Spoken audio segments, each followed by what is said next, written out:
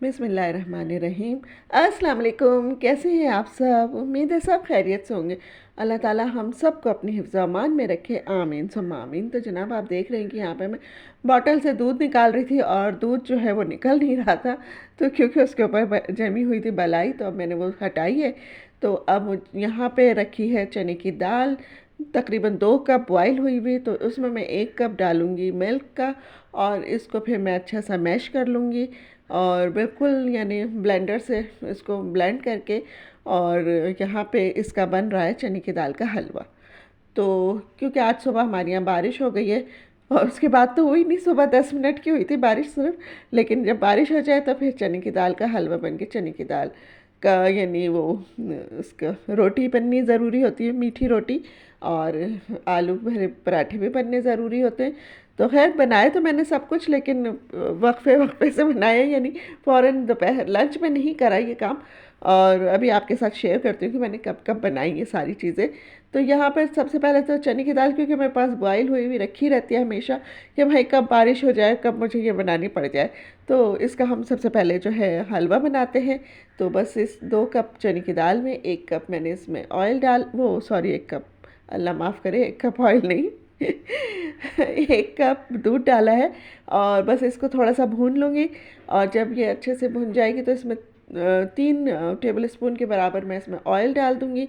और यहाँ पे आटा भी गूँध रही हूँ, और आटा गूँधना बहुत बहुत बहुत बुरा काम लगता है, और रोटी पकाना भी और मुझे आप लोग बताइएगा कि किस किस को ये काम बहुत बुरा लगता है। मुझे तो बहुत बुरा लगता है भाई, दिल ही नहीं चाहता आटा गूँधने को। और जब आटा यानी गूँधना होता है ना, अगर मुझे ख़त्म हो जाता है हमारे घर में जब आटा गूँधा हुआ, तो फिर मैं बहुत सारा गूँध लेती हूँ ताकि 4-5 दिन तक आराम से चल जाए।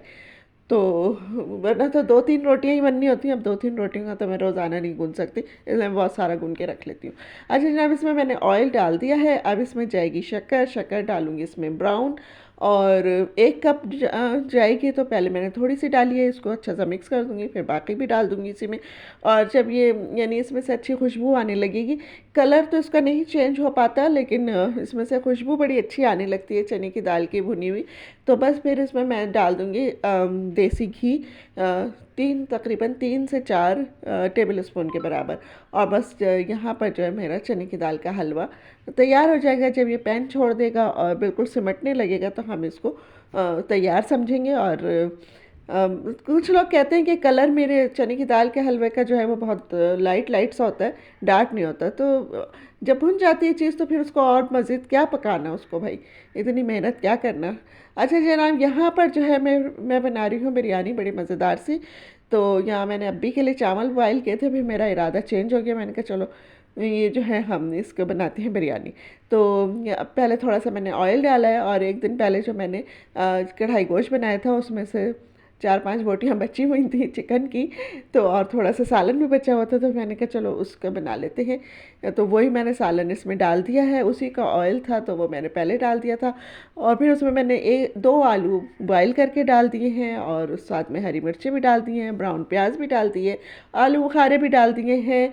और थोड़ा सा जो है वो बिरयानी एसेंस भी डाल दूँगी इसमें, जो बिरयानी की खुशबू भी आने लगेगी। टेस्ट तो आ ही जाता है बिरयानी का, खुशबू भी आने लगती है, तो दूर दूर से पता चल जाता है लोगों को कि भाई बिरयानी बनी है तो बस यहाँ पे बाकी के चावल भी डाल देंगे हम, और हमारी बड़ी मज़ेदार सी बिरयानी तैयार हो जाएगी। क्योंकि एक जैसी चीज़ खा खा के अब के लिए खिचड़ी बनी थी, तो वो अब ख़त्म हो गई थी, तो 2-3 दिन वो चल जाती है। तो फिर मैंने कहा चलो आज बिरयानी बनाते हैं, जबकि अब भी तो बोटी वोटी इसमें से खाएंगे नहीं इतने शौक से। हाँ, आलू खा लेंगे तो, लेकिन मेरा भी दिल चाह रहा था।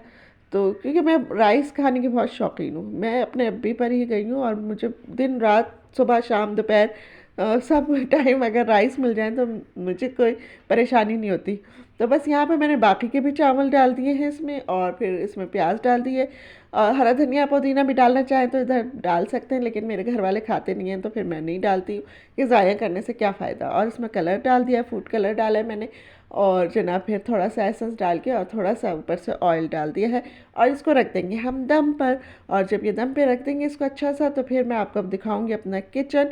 और जब हम किचन से निकलते हैं ना काम करके, आप कहेंगे हर वक्त मैं यही शायद अपनी तारीफ़ कर रही हूँ। अपनी तारीफ़ नहीं करी, मैं नई सीखने वाली बच्चियों को बताती हूँ कि काम किचन में करें तो ऐसा करें कि पैनिक ना फैलाओ जब आप वहाँ से निकलें। बिल्कुल साफ़ सुथरा किचन होना चाहिए। हमारी अम्मी से तो हमें बहुत डांट पड़ती थी अगर चीज़ें फैली होती थी, वो होता था तो इसलिए बस वही आदत है। सारे बर्तन धुले होते हैं, पूरा किचन साफ़ सुथरा करके फिर निकलते हैं किचन से। तो बस जब मैंने चावल दम पे लगाए थे तो मैं इसी तरह किचन से निकली थी। और अब जो है यहाँ पर मैं दोबारा किचन में आई हूँ, तो मेरे चावलों को दम अच्छा खासा लग चुका है।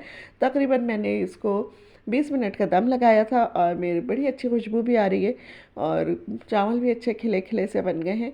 तो बस यहाँ पर जो है हमारी बिरयानी तैयार है। इसके साथ ही मैंने रायता भी तैयार कर लिया था। और जनाब क्या करा था मैंने, हलवा तो मेरा तैयार हो ही चुका था।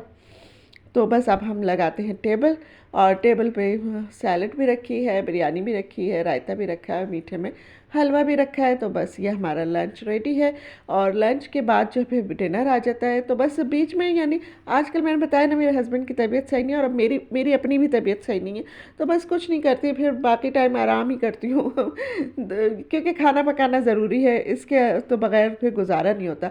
अच्छा जी, शाम का जब टाइम आया तो डिनर में अब्बी ने भी कहा और मेरे हस्बैंड ने भी कहा कि हमें मीठा पराठा बना दो, हमें कुछ और नहीं खाना। तो वो चने की दाल का हलवा भी नहीं मना कर दिया क्योंकि बारिश सिर्फ 10 मिनट की हुई थी, उसके बाद सारा दिन बारिश नहीं हुई। तो फिर कोई वो यानी सूरत नहीं थी कि इसमें मैं चने की दाल के वो पराठा बनाऊं या कुछ और बनाऊं। तो फिर मीठा पराठे पर यानी वो हुआ कि भाई अब मीठा पराठा बना दे तो बस हमारे लिए तो, और बाकी कुछ नहीं।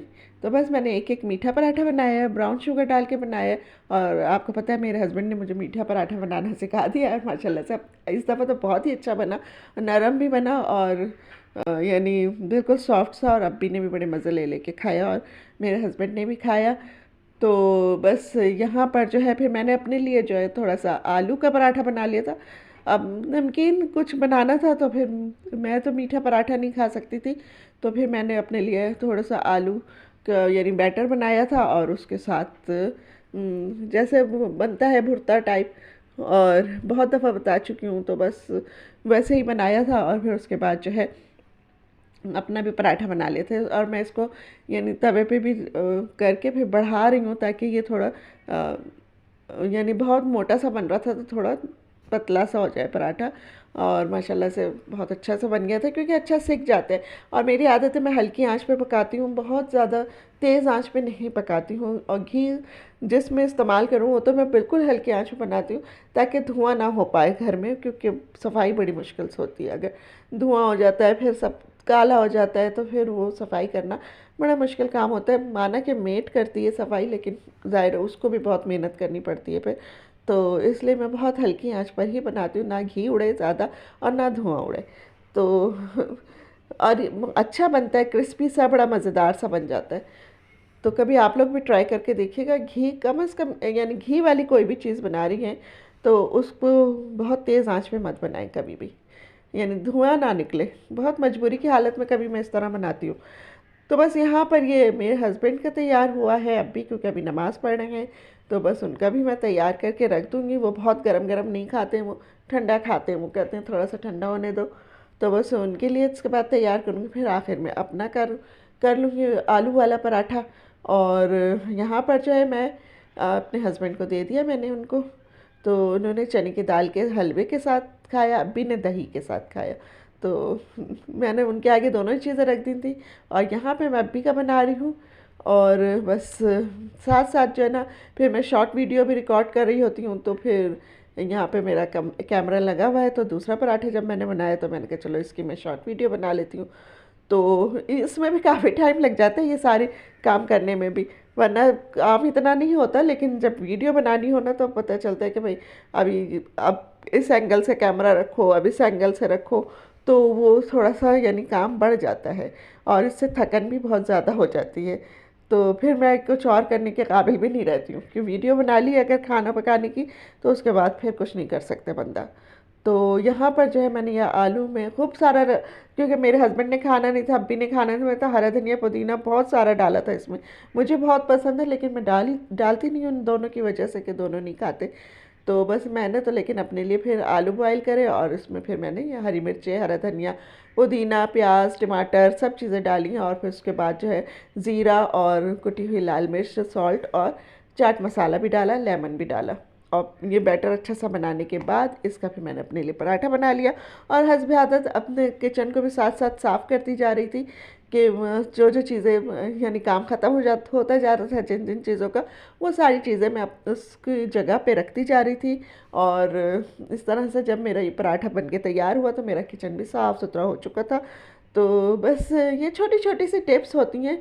और ये यानी हम बच्चियों को अगर शुरू से सिखाएं तो उनके लिए बहुत आसानी हो जाती है। हमारी अम्मी ने भी हमें बहुत बचपन से सिखाया और बाकायदा इस बात पे हमें डांट पड़ती थी कि अगर घर में यानी घर में कह रही हूँ किचन में जाएं और किचन फैला हुआ हो तो बहुत डांट पड़ती थी। अम्मी हमारी कहती थी सलीका ही नहीं है ज़रा सा भी। और वो हमें फिर इसको यानी सिखाने की कोशिश करती थी। यहाँ पे जो है वो मैंने सीज़र भी ला के रख लिए, ये किचन की ही सीज़र है। तो मैं पराठे को कट करूँगी। तो प्रेजेंटेशन भी तो देनी होती है ना थोड़ी ज़रा। तो फिर मैंने कहा चलो इसकी मैं थंबनेल भी बनाना है तो फिर इसको मैं अच्छा सा करती हूँ। यहाँ पर मेरी वीडियो आपको अच्छी लग रही हो तो इसको लाइक कीजिए, सब्सक्राइब कीजिए और अपने दोस्तों के साथ शेयर कीजिए। और मुझे कमेंट्स में बताइए कि आपको ये कैसी लगी। इंशाल्लाह फिर मिलेंगे अगली किसी वीडियो में। तब तक के लिए आपसे कहूँगी अल्लाह हाफिज़।